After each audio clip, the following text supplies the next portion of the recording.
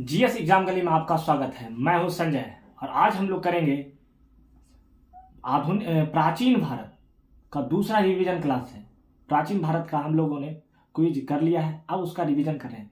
जो भी टॉपिक बचे हैं उसका भी वीडियो अपलोड हो रहा है धीरे धीरे, और जो टॉपिक हम लोग कर लिए वो भूले नहीं, उसका रिवीजन वीडियो बना रहे हैं। तो जो क्वेश्चन, जैसे कोई भी टॉपिक पीछे हो गया, उसका जो भी बचा हुआ क्वेश्चन है वो रिवीजन में होगा। अगर आप पहले भी चूज कर लें तो आप रिवीजन जरूर करें, ये मेरा रिक्वेस्ट है। क्योंकि आप जो भी क्वेश्चन रिवीजन में, कुछ क्वेश्चन नए होंगे, कुछ क्वेश्चन पुराने ही होंगे, लेकिन आप जब दोबारा यूज करेंगे तो आपका आपका जो कॉन्फिडेंस है बढ़ेगा। मुझे पता है कि अभी वीडियो की जो लेंथ है कम है, लेकिन जब धीरे धीरे आपका प्यार मिलेगा, आपका सहयोग मिलेगा, तो लेंथ भी बड़ा होगा। और जो मैंने इतने दिनों में अपना ज्ञान अर्जन किया है पढ़ के सरों से, वो भी धीरे उसका भी वीडियो बनाऊंगा कि किस वंश को कैसे याद करना है। जो विद्यार्थी के पर्सपेक्टिव होगा, टीचर के पर्सपेक्टिव अलग होते हैं। सर जो बताते हैं उनको धीरे धीरे बताना होता है, सब विद्यार्थी को लेकर चलना होता है। जो हम लोग का पर्सपेक्टिव होगा, एग्जाम को तोड़ना है, फोड़ना है और नौकरी लेना है। इसके लिए हम लोग ये यूज करते हैं। आप बिहार आइए, यूपी आइए, वहाँ डिस्कशन बहुत ज़्यादा होता है। पटना के लॉज में जाएंगे तो डिस्कशन होता है, 4 विद्यार्थी में कर रहे हैं, 3 विद्यार्थी में कर रहे हैं। गांव में आइएगा, बिहार के छोटे छोटे गांव में आइए तो वहाँ तो क्यूज इतना होता है कि आप बता नहीं सकता। मैं जहाँ रहता हूँ वहाँ पे नेहरू युवा क्लब है, लगभग वहाँ से मैं कह सकता हूँ 200 से अधिक विद्यार्थियों ने सिर्फ क्यूज करके नौकरी लिया है। और वहाँ पर कोई संसाधन नहीं है गांव में। मैं इस पर गौरवान्वित करता हूँ कि मैंने बचपन से मैं यहाँ रहा हूँ और यहाँ देखा हूँ कि लोग सिर्फ सीमित संसाधन, मैथमेटिक्स के टीचर नहीं है, लोग एक दूसरे को बता करके, ऑनलाइन तो अब आया है, लेकिन गांव में पहले से लोग क्यूज करके ही शिक्षा लिए हैं। जो तेज लड़के हैं वो एक दूसरे का हेल्प करके। ये इसलिए मैं बता रहा हूँ कि आपको क्यूज का महत्व पता चले, क्योंकि जब आप पहली बार आते तो आपका जो एनर्जी है वो खत्म हो सकता है, एग्जाम में फ्रस्ट्रेट हो सकते हैं। लेकिन आप क्यूज के साथ जुड़े, जरूर नहीं कि मेरे क्यूज के साथ, लेकिन अगर आप कहीं भी जुड़े हैं क्यूज के साथ, आपको जरूर फायदा होगा। मुझे पता है कि आपने किसी भी सर से, हो सकता है आप खान सर से आर्ट्स जो भी क्लास है वो पढ़े हो सकता है नवजीवन कैंपस पटना रामांशु सर हो, करियर विल के सर हो, केडी लाइव पे पढ़े हो, माई पाठशाला हो, या फिर उत्कर्ष पर ही हो। आप हो सकता है और भी बहुत सारे ऑनलाइन प्लेटफॉर्म हो, ऑफलाइन प्लेटफॉर्म है, वहाँ पढ़े हूँ। लेकिन जब आप क्विज करते हैं तो आपका जो सर का नोट्स है और आप जो किताब पढ़े हैं वो दोनों मिला के मिक्स करके जब आप पढ़ते हैं तो आपको पता चलता है कि आप कितना तैयार हैं। क्लास करना एक अलग बात है, एग्जाम में परफॉर्मेंस करने के लिए आपको याद होना जरूरी है। और ये जो क्विज है ये याद की तैयारी कराने का तरीका है, ये बहुत ही इफेक्टिव तरीका है। इससे लोगों को सफलता मिली है। मैं आशा करता हूँ कि आप भी हमारे क्यूज के साथ जुड़ें, ज़्यादा से ज़्यादा लोग को बताएं और हमें सपोर्ट करें। मैं बस इतना ही कहूँगा, अच्छा लगे तो सपोर्ट करें। हो सकता है अपने छोटे भाई को, अगर आपको अच्छा लग रहा है तो आप अपने लोगों को बताएं। इतना ही बात कहना चाहूँगा और अब क्यूज स्टार्ट करना चाहूँगा। सबसे पहले आज जो मैं टॉपिक ज़्यादा नहीं बोलूँगा, आज 2 टॉपिक लेके चलना चाहूँगा। मौर्य साम्राज्य को पूरा कंप्लीट करना चाहूँगा और महाजनपद काल का रिवीजन करेंगे। दोनों को रिवीजन करते, दोनों लंबा टॉपिक है। उसके बाद आगे आने वाले समय में सारा जो भी क्यूज हो चुका उसका रिवीजन हम जरूर करेंगे। चलिए तो महाजनपद काल का रिवीजन करते हैं। अंग महाजनपद की राजधानी क्या थी? चंपा। अंग महाजनपद की राजधानी चंपा था। चंपा जो बताना है, चंपा का क्षेत्र कहाँ है? अंग महाजनपद का क्षेत्र मिस वो किस राज्य में है? कौन जिला है? कौन से जिले? बिहार राज्य में है। मुंगेर और भागलपुर का मुख्यतः क्षेत्र है। भागलपुर और मुंगेर जिला है, ठीक है। अगला क्वेश्चन है, मगध महाजनपद की राजधानी? तक्षशिला। मगध की राजगीर या गिरिब्रज। राजगीर या गिरिब्रज, बहुत अच्छे। ये पटना गया बिहार में यह क्षेत्र है। अगला क्वेश्चन, काशी महाजनपद की राजधानी? वाराणसी। काशी महाजनपद की राजधानी वाराणसी है। यह वरुणा और अस्सी नदी के बीच, किस नदी के बीच है? वरुणा और अस्सी नदी के बीच। इस पर भी एक वीडियो बनाए थे, बना हुआ है किसी न्यूज चैनल ने, कि वरुणा और अस्सी नदी दोनों सूख रही है। ये हम लोग के लिए पर्यावरण की दृष्टि से काफी संवेदनशील मामला है। चलिए अगला क्वेश्चन पूछते हैं, वत्स महाजनपद की राजधानी कहाँ? वत्स महाजनपद की राजधानी कौशाम्बी। वत्स महाजनपद की राजधानी कौशाम्बी है, जो इलाहाबाद के आसपास का क्षेत्र पड़ता है, ठीक है। चलिए ये क्वेश्चन आपसे पूछना चाहूंगा, देखते हैं अगर इसका जवाब दे पाते हैं तो आपकी तैयारी बहुत अच्छी है। अगर नहीं भी दे पाते तो आप सीख जाइएगा, ये आपके लिए ज्ञानवर्धक हो सकता है। चलिए, वत्स महाजनपद को किस महाजनपद ने अपने अधीन कर लिया था, यानी उस पर जीत लिया? यानी वत्स महाजनपद को जीता किस महाजनपद ने? यह सवाल बताइए। बज्जी। गलत है। अवंती महाजनपद ने जीत लिया। अवंती महाजनपद ने वत्स को जीत लिया। और अवंती को जीता किसने? मगध ने। मगध के किस शासक ने जीता था? कल ये क्वेश्चन आपका रिवीजन नंबर 1 वीडियो जो है उत्तर प्राचीन भारत का, उसमें ये क्वेश्चन था। अजातशत्रु। शिशुनाग वंश के राजा शिशुनाग ने अवंती को जीता था। ठीक है। कलिंग को जीता था किसने? महापद्म नंद ने। ठीक है। ये देखिए, ये जो जानकारी है आपको रिलेशन हम लोग करके दिखाएंगे। अगला क्वेश्चन, वज्जी महाजनपद की राजधानी? वैशाली। विधे मिथिला, ये बिहार में है। बिहार में 3 महाजनपद है। एक है अंग, दूसरा है मगध और तीसरा है वैशाली। ठीक है। वज्जी यानी वज्जी जो है एक संघ था 8 छोटे छोटे कुलों का। कौशल महाजनपद की राजधानी? श्रावस्ती। कौशल महाजनपद की राजधानी श्रावस्ती है। सरयू नदी से 2 भागों में बांटती है। ठीक है। सरयू नदी इसे 2 भागों में बांटते हैं। एक है उत्तरी कौशल जिसकी राजधानी श्रावस्ती होती है, और दक्षिणी कौशल जिसकी राजधानी कुशावती होती है। कौशल नरेश प्रसेनजीत यहाँ के फेमस राजा थे। ठीक है। अगला क्वेश्चन करते हैं, अवंती महाजनपद की राजधानी बताएं। माहिष्मती या उज्जैन। बहुत अच्छा। मालवा, यह मध्य प्रदेश में है महाजनपद। अवंती महाजनपद मध्य प्रदेश में है। आने वाले एमपीपीसीएस के एग्जाम, एमपीएसआई के एग्जाम में भी ये आपके लिए इंपॉर्टेंट होगा। जो एमपी से लोग देख रहे हैं उसके लिए भी क्यूज बहुत ही महत्वपूर्ण है। अगला क्वेश्चन, चेदी महाजनपद की राजधानी क्या है? शक्तिमती। बुंदेलखंड यूपी में यह क्षेत्र है। शक्तिमती बुंदेलखंड यूपी में है। ठीक है। असमक महाजनपद की राजधानी? पोटली या पोतन, यह गोदावरी नदी के तट पर है। दक्षिण भारत का एकमात्र महाजनपद है। ठीक है। जनपद में जिला होता है, महाजनपद में बहुत बड़ा जिला। यह एक छोटा सा राज्य बन जाता है। 6ठी शताब्दी ईसा पूर्व में 16 राज्य थे। इन्हीं 16 राज्यों में हम 16 महाजनपदों को ये यूज कर रहे हैं अभी वर्तमान में। गांधार महाजनपद की राजधानी? तक्षशिला। ठीक है। गांधार महाजनपद की राजधानी तक्षशिला। रावलपिंडी और पेशावर का यह क्षेत्र है जो पाकिस्तान में है। भारत से बाहर 2 महाजनपद हैं। एक है तक्षशिला, दूसरा कौन है? गांधार। गलत है। कंबोज है जिसकी राजधानी क्या है? हाटक। यह कौन सा क्षेत्र है? राजौरी और हजारा का क्षेत्र पड़ता है। ठीक है। सूरसेन महाजनपद की राजधानी? सूरसेन महाजनपद की राजधानी मथुरा, यह यूपी में है। मेगास्थनीज की किताब इंडिका में सूरसेन का वर्णन है। मेगास्थनीज की किताब इंडिका में सूरसेन का वर्णन किया गया है। ठीक है। यहां से आपका एक क्वेश्चन, फेमस क्वेश्चन बन गया। मेगास्थनीज ने कौन सी किताब लिखा है? इंडिका लिखा है। ठीक है। अगला क्वेश्चन, पांचाल महाजनपद की राजधानी? अहिछत्रप या काम्पिल। ठीक है। अहिछत्रप या काम्पिल, बहुत अच्छी। ये भी यूपी में है। अगला क्वेश्चन, घोड़ों के लिए प्रसिद्ध महाजनपद बताइए। घोड़ों के लिए प्रसिद्ध महाजनपद, 16 महाजनपद में ऐसा कौन सा महाजनपद था जो घोड़ों के लिए प्रसिद्ध था? अंग नहीं, कंबोज था। कौन था? कंबोज। बहुत अच्छा। पाणिनि किस महाजनपद के निवासी थे? पाणिनि, अष्टाध्यायी के लेखक पाणिनि किस महाजनपद के निवासी थे? व्याकरणाचार्य थे।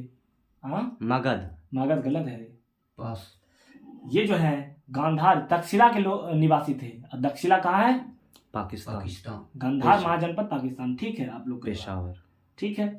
इसी तरह से जवाब देखिए, आपको लग रहा होगा जब पहले मैंने क्वेश्चन पूछा था इस आधार का क्वेश्चन नहीं पूछा था। आप जितनी बार मैं यूज करूंगा या कोई भी सर करते हैं तो उनका लेवल बढ़ता है, उनका डिस्क्रिप्शन बढ़ता है। ठीक है। मल्ल महाजनपद की राजधानी बताएं।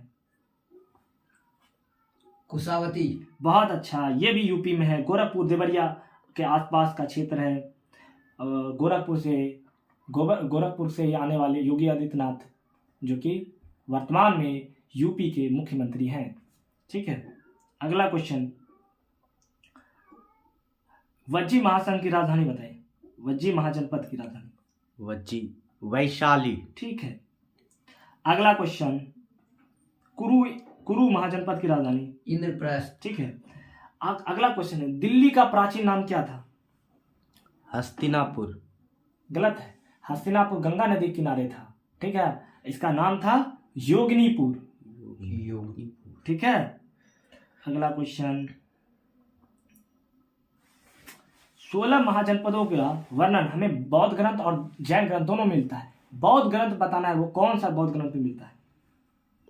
अंगुत्तर निकाय। ठीक है, बौद्ध ग्रंथ अंगुत्तर निकाय में मिलता है, बताइए। लेकिन देखिए, बौद्ध का 3 किताब है, एक है सूत पिटक, विनय पिटक, अभिधम पिटक। यह 3 पिटक में से कौन सा एक पिटक है जिसका यह भाग है अंगुत्तर निकाय? पास। देखिए, खुद्दक निकाय जो होता है उसमें बुद्ध की जातक कथाओं के वर्णन है, और अंगुत्तर निकाय में बौद्ध ग्रंथों का 16 महाजनपदों का वर्णन है, जो सूत पिटक का भाग है। किसका भाग है? सूत पिटक के 5 निकाय हैं, और जिसमें से आपको अंगुत्तर निकाय और खुद्दक निकाय इंपॉर्टेंट, जो आपके एग्जाम में आएगा। मस्जिद भी है और भी है, लेकिन वो आपके एग्जाम के लिए उतना इंपॉर्टेंट नहीं है। चलिए, मत्स्य महाजनपद की राजधानी विराटनगर। ठीक है, आधुनिक राजस्थान के इलाका में पड़ता है। ठीक है, जयपुर के आसपास का क्षेत्र। ये आपने 16 महाजनपदों का क्विज कर लिया। ठीक है, एक क्वेश्चन का जवाब आप कमेंट में देंगे, क्योंकि मैं ये चाहता हूं कि आप कमेंट में दें। यह क्वेश्चन है, अंग को किस मगध शासक ने मिला लिया था मगध में? अंग को जीतने वाला मगध शासक कौन था? ये रिवीजन नंबर 1 वीडियो में हो चुका है। मैं चाहूंगा आप लोग भी जवाब नहीं था, कमेंट में जाकर जवाब दीजिए। ठीक है, अगला क्वेश्चन जो कि अब हम लोग करेंगे, मौर्य साम्राज्य का रिवीजन करेंगे। ठीक है, आज 2 टॉपिक का हम लोग यूज करेंगे, एक है महाजनपद और दूसरा है मौर्य साम्राज्य। मौर्य साम्राज्य में मेनली हम 3 राजाओं का वर्णन करेंगे आज, चंद्रगुप्त मौर्य, बिंदुसार और अशोक। देखिए, और कल जो होगा उसमें मौर्य साम्राज्य का जो प्रशासन वाला वीडियो था उसका भी वो आप लोग याद करके आएंगे, उनका क्यूज होगा। ठीक है, कल रिवीजन का पार्ट के रूप में। मुझे पता है कि मैंने इसका वीडियो नहीं बनाया था, क्यूज नहीं किया था, लेकिन हो सकता है। और कल जो रिवीजन होगा, बौद्ध धर्म का होगा, जैन धर्म का होगा, और मौर्य साम्राज्य के जो प्रशासन प्रणाली है उसका क्यूज होगा। लेकिन अभी जो क्यूज हो रहा है, मौर्य साम्राज्य में 3 राजाओं का क्यूज हो रहा है, चंद्रगुप्त मौर्य, बिंदुसार और अशोक। चलिए, अगला क्वेश्चन जो आपसे होगा, मौर्य साम्राज्य के संस्थापक कौन थे? चंद्रगुप्त मौर्य। ठीक है, मौर्य साम्राज्य के संस्थापक चंद्रगुप्त मौर्य थे। इसकी पहचान विलियम जोन्स ने की थी। ठीक है, जस्टिन ने चंद्रगुप्त मौर्य को क्या कहा था? डायनिसियस। गलत है। देखिए, जस्टिन ने चंद्रगुप्त मौर्य को सैंड्रोकोटस कहा था, और इसकी पहचान विलियम जोन्स ने की थी। आप समय नहीं देखें, आप यहाँ क्यूज करें। मुद्रा राक्षस के लेखक कौन है? विशाखदत्त। ठीक है, जिसमें चंद्रगुप्त मौर्य को किस कबीले का बताया है? यानी चंद्रगुप्त मौर्य निम्न कबीले से थे, वृषण। उस कबीला का नाम बताया था वृषण शब्द का बताया। ठीक है, घनानंद को हराने के लिए चंद्रगुप्त मौर्य की मदद किसने की? आचार्य चाणक्य और कश्मीर के शासक प्रवर्तक। ठीक है, कश्मीर के शासक प्रवर्तक। मतलब अर्थशास्त्र के लेखक कौन है? अष्टाध्यायी। चाणक्य या विष्णुगुप्त। चाणक्य या विष्णुगुप्त है। यह 15 अधिकरण और 180 प्रकरण में विभाजित है। अर्थशास्त्र का संबंध किससे है? राजनीति से। अर्थशास्त्र का विषय राजनीति है। बहुत अच्छा। चंद्रगुप्त मौर्य मगध की गद्दी पे कब बैठा?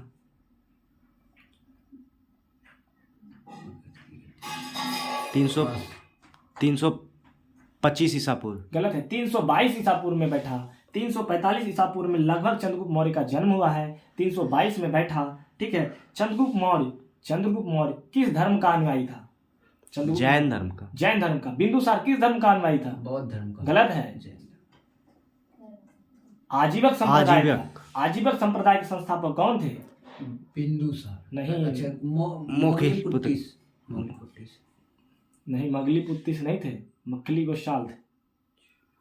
ठीक है, और आपसे क्वेश्चन है, अशोक किस धर्म का अनुयायी हो गया था बाद में? बौद्ध धर्म का। बौद्ध धर्म का। ठीक है, अगला क्वेश्चन है, मक्खलीपुत्र गोशाल थे आजीविक संप्रदाय के संस्थापक।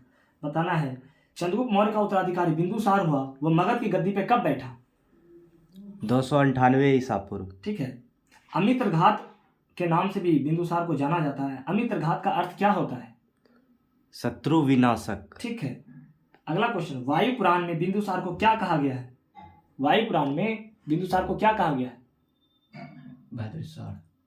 बोलिए, भद्रसार या वायुसार? बहुत अच्छा, सही जवाब है। अगला क्वेश्चन, मेगास्थनीज द्वारा लिखी गई पुस्तक का क्या नाम है? इंडिका। इंडिका। ठीक है। चंद्रगुप्त मौर्य ने सेल्यूकस निकेटर को कब हराया? 326 ईसा पूर्व। 305 ईसा पूर्व। ठीक है। 305 ईसा पूर्व में चंद्रगुप्त मौर्य सेल्यूकस निकेटर को हराया। देखिए, 345 ईसा पूर्व में चंद्रगुप्त मौर्य ने जन्म लिया। 322 ईसा पूर्व में गद्दी पे बैठा। 305 ईस्वी में हरा दिया किसे? Seleucus Nicator. और शादी कर लिया क्या? उसकी पुत्री कार्नेलिया या हेलेना से। उसका देखिए नाम कार्नेलिया भी है और हेलेना। ठीक है, उससे शादी कर लिया। अगला क्वेश्चन है, चंद्रगुप्त मौर्य की मृत्यु संलेखना विधि से, क्योंकि देखिए जैन धर्म में संलेखना विधि से प्राण त्यागा जाता है। तो कब त्यागा था चंद्रगुप्त मौर्य ने अपना प्राण? 298 ईसा पूर्व। 298 ईसा पूर्व में। कहाँ त्यागे थे? सरवनबेलगोला कर्नाटक। सरवनबेलगोला कर्नाटक राज्य में है। अगर क्वेश्चन पूछे किस पर्वत में, तो चंद्रगिरी पर्वत पे। ठीक है, किस पर्वत पर? चंद्रगिरी।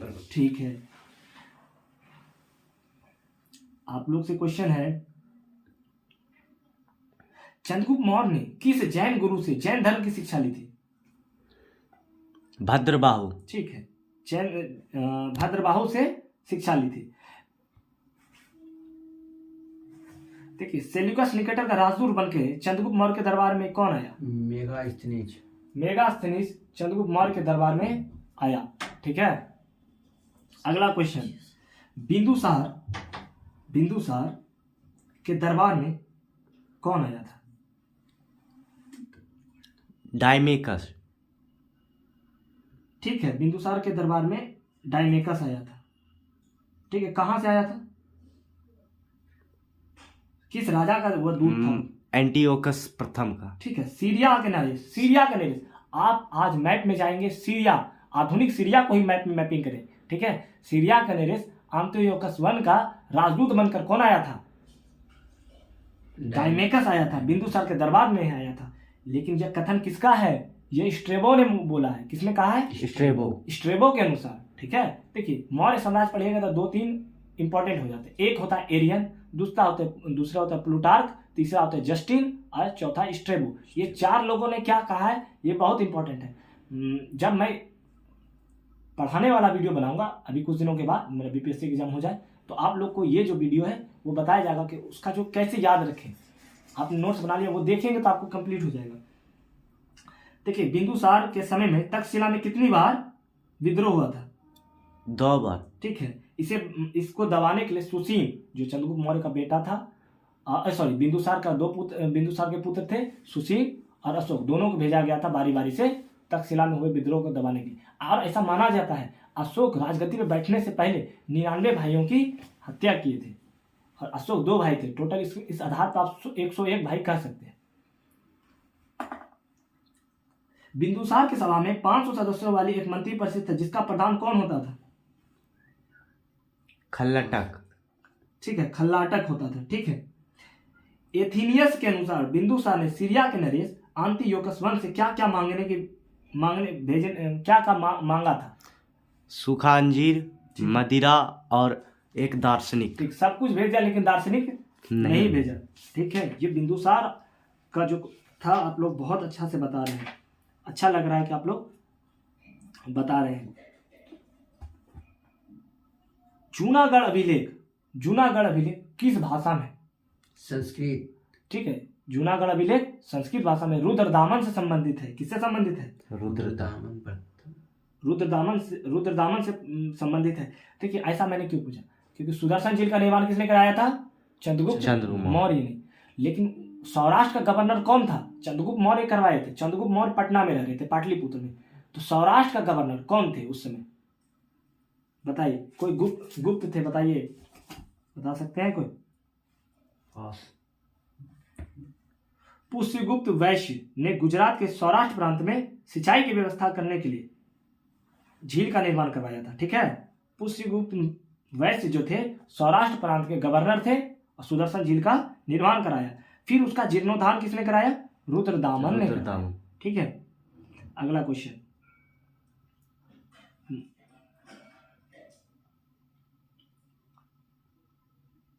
ये बताइए दीपवंश और महावंश, दीपवंश और महावंश जिसमें कहा गया है अशोक ने बौद्ध धर्म का प्रचार श्रीलंका में किया, यह कौन सी साहित्य है? किस देश की साहित्य है? देखिए बौद्ध साहित्य है, भारत की साहित्य है या किसी और देश की साहित्य है? श्रीलंका की साहित्य है। हाँ, उसे सिहली साहित्य कहा जाता है। ठीक है, देखिए अशोक ने सांस्कृतिक विजय की नीति अपनाई थी। सांस्कृतिक विजय, जब कलिंग युद्ध कर लिए तो कलिंग किसी, देखिए क्या होता है जब किसी देश पर आप क्षेत्र के लिए आक्रमण करते हो उसे राजनीतिक विजय कहा जाता है, राजनीतिक विस्तार। ठीक है, लेकिन आप अगर अपनी संस्कृति में किसी दूसरे संस्कृति को ढाल देते हो उसे सांस्कृतिक विजय करते हैं। तो अशोक ने सांस्कृतिक विजय की नीति अपनाई। जैसे बौद्ध धर्म आप देख रहे हैं श्रीलंका में, इसके लिए उसने अपने पुत्र को भेजा, पुत्री को भेजा। ठीक है, इसे कह देते हैं सांस्कृतिक विजय। अगला क्वेश्चन है, बताइए, अब बताना है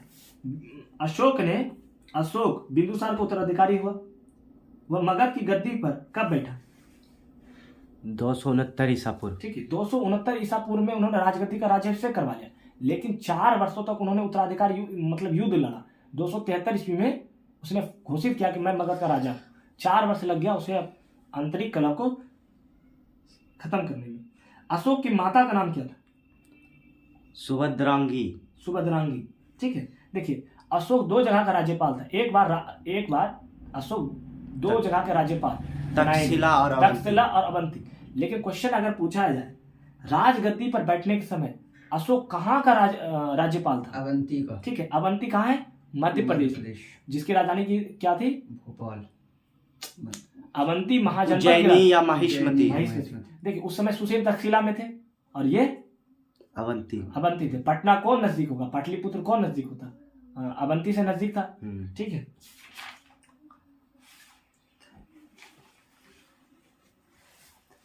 अशोक के अभिलेख, अशोक के लेखों का बताना है। देखिए अशोक के बारे में मैं कुछ पूछना चाहता हूं।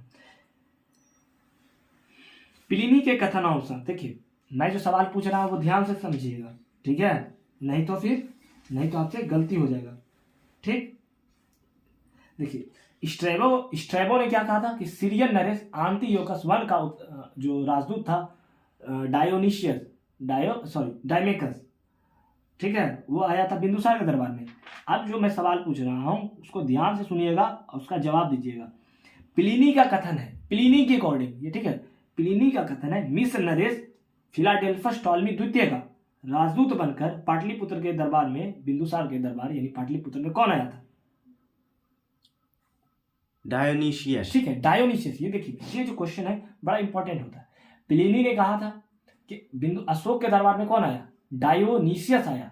कहां से आया? मिस्र नरेश टॉलमी फिलाडेल्फस से।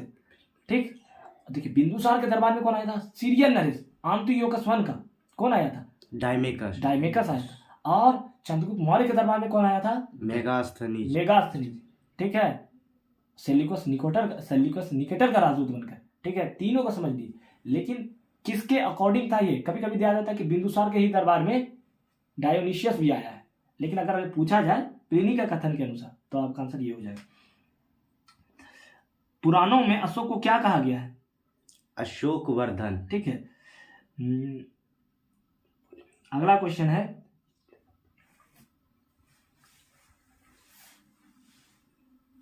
भ्राभु अभिलेख में अशोक ने स्वयं को क्या कहा था? अशोक को मगध का राजा भी कहा था। ठीक है, अगला क्वेश्चन,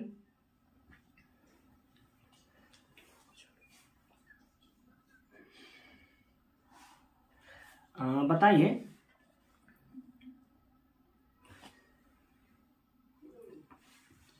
अशोक ने अपनी पुत्र और पुत्री महेंद्र और संघमित्रा को बौद्ध धर्म के प्रचार के लिए कहां भेजा? श्रीलंका भेजा। यह अशोक की किस पत्नी के पुत्र और पुत्री थे?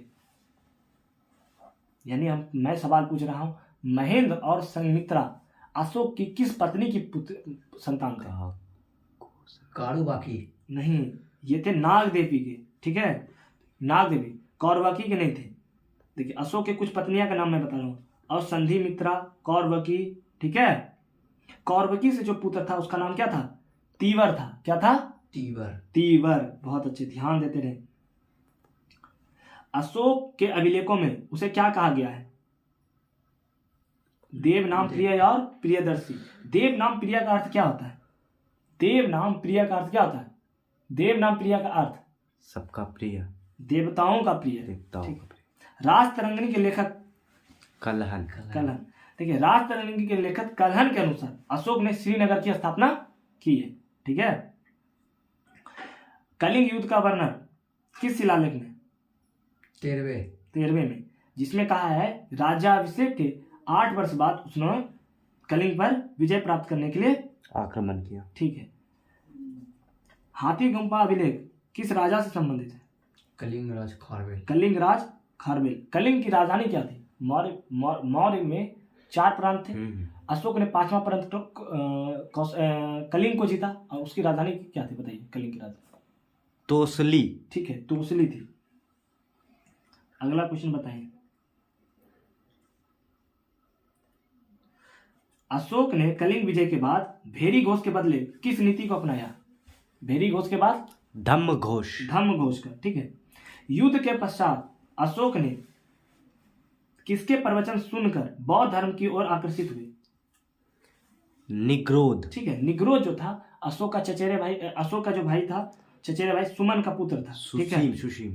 सुमन का पुत्र था, उनकी बात सुनकर। ठीक है, सुशील।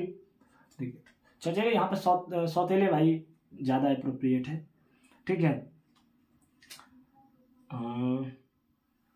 कुछ सवाल आपको बताना है। पुराणों में अशोक के लिए प्रयोग हुआ था। ठीक है। आपको बताना है किस शिलालेख में अशोक को अशोक कहा गया है?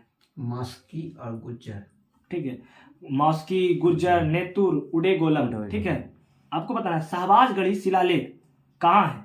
अशोक के कुछ शिलालेख पूछ रहे हैं। मैं जो अभी सवाल पूछ रहा हूँ ये इंपॉर्टेंट है। पेशावर सुन जाइए, पहले सुनिए। अशोक के कुछ शिलालेख हैं, इंपॉर्टेंट शिलालेख, वो कहाँ है? ये अब एग्जाम के लिए इंपॉर्टेंट हो गया। तो आपसे सवाल, शाहबाजगढ़ी अभिलेख कहाँ है? पाकिस्तान के पेशावर में। ठीक है। अगला क्वेश्चन आप बोलिएगा। मनसेहरा अभिलेख कहाँ? सॉरी, मनसेहरा शिलालेख कहाँ? पाकिस्तान। हजारा पाकिस्तान। ठीक है। हजारा पाकिस्तान। कालसी कहाँ है? कालसी कहाँ है? कालसी शिलालेख पास उत्तराखंड में है। कालसी कहाँ है? उत्तराखंड। ठीक है। देवों की भूमि उत्तराखंड में। गिरनार शिलालेख कहाँ है? गुजरात। ठीक है। भारत के राज्य बताइए। धौली और जौगढ़ शिलालेख भारत के किस राज्य में है? पास। नहीं पता है? पास। धौली उड़ीसा। सोपारा उड़ीसा। नहीं भाई, सोपारा जो है महाराष्ट्र में है। सासाराम का शिलालेख कहाँ है? बिहार में। ठीक है। अहरौरा शिलालेख कहाँ है? ये बिहार का पड़ोसी है, बताइए। झारखंड। ये है उत्तर प्रदेश में। यूपी। उत्तर प्रदेश। ब्रह्मगिरी। देखिए कुछ इंपॉर्टेंट मैं बोल रहा हूं। मास्की हो, ब्रह्मगिरी हो, कनगनहल्ली हो, ये तीनों कहाँ है? कर्नाटक में। कहाँ है? कर्नाटक में। ठीक है। गुर्जरा कहाँ है? गुर्जरा अभिलेख, गुर्जरा शिलालेख बताइए। गुर्जरा आप उस दिन बोल रहे थे इसका आंसर गुर्जरा। चलिए मैं ये बता रहा हूँ, वहां पर जो है ट्रिक मैं आपको बताने के लिए, गुर्जरा जो है, गुर्जरा है मध्य प्रदेश में। ठीक है। रूपनाथ और गुर्जरा दोनों मध्य प्रदेश में। चलिए मेरे साथ थोड़ा रिवीजन कर लीजिए। शाहबाजगढ़ी कहाँ है? पेशावर पाकिस्तान। आप लोग भी बोलिए। मनसेहरा कहाँ है? हजारा पाकिस्तान। कालसी कहाँ है? उत्तराखंड। कालसी कहाँ है? उत्तराखंड। ठीक है। गिरनार कहाँ है? गुजरात। गिरनार तो क्लियर हो गया। ठीक है। धौली और जौगढ़ कहाँ है? उड़ीसा। धौली और जौगढ़ उड़ीसा। कालसी कहाँ है? उत्तराखंड। कालसी उत्तराखंड, धौली और जौगढ़ उड़ीसा। ठीक है। सोपारा कहाँ है? महाराष्ट्र। सोपारा कहाँ है? महाराष्ट्र। ठीक है। महाराष्ट्र का ही पड़ोसी है मध्य प्रदेश, उसमें रूपनाथ और गुर्जरा है। तो बताइए रूपनाथ और गुर्जरा कहाँ है? मध्य प्रदेश। ठीक है, रूपनाथ और गुर्जरा मध्य प्रदेश में, सौपारा महाराष्ट्र। ठीक है। रूपनाथ और गुर्जरा कहाँ है? मध्य प्रदेश। मध्य प्रदेश। ध्यान यहाँ दे। अगला क्वेश्चन जो ब्रह्मगिरी कहाँ है? कर्नाटक। ब्रह्मगिरी कहाँ है? कर्नाटक। मास्की कहाँ है? मास्की। मास्की भी कर्नाटक में है। और अहरौरा कहाँ है? यूपी। देखिए ये जो अभी जो सवाल मैंने पूछा ये अशोक से रिलेटेड सारे बात पूछ लिया। देखिए अशोक का जो बहुत सारे काम किए, प्रशासनिक काम भी किए हैं, उनका जो भी 14 शिलालेख वो भी बचा हुआ है।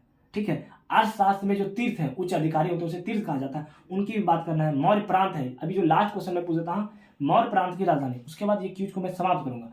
कल फिर अशोक और मौर्य प्रशासन का क्यूज मैंने बता दिया था कि कल जो क्यूज क्या होगा। कल ये मैंने क्या बताया, बौद्ध धर्म, जैन धर्म, बौद्ध धर्म और जैन धर्म का रिवीजन और मौर्य प्रशासन प्रणाली। देखिए अगर आपके पास किताब नहीं है तो आप इग्नू में प्राचीन भारत की किताब बोलिएगा, इंटरनेट पे डालिएगा तो आपको मिल सकता है और वहाँ से आप मौर्य प्रशासन पढ़ सकते हैं। देखिए आपके एग्जाम में अगर आपके पास समय है तो बढ़िया से पढ़ ले।